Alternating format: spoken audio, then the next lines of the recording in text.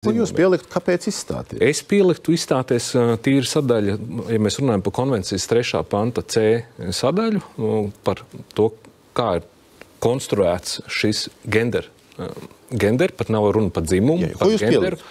Izstājamies, jo?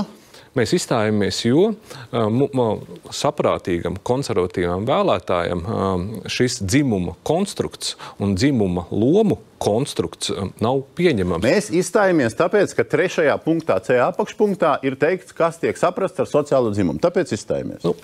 Lasot šo Stambulas konvencijas 3. panta C apakšpunktu, 12. pantu, 14. pantu kopā ar paskaidrojošo ziņojumu, respektīvi, kā šī Stambulas konvencija ir jāpiemēro. Iedodiet vienu piemēru skatītājiem.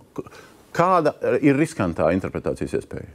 Piemēram, ja šo sociāli konstruēto dzimumu sāk interpretēt ārkārtīgi plaši. Kā? Tas ir iespējams, piemēram, kā viņu sāk interpretēt?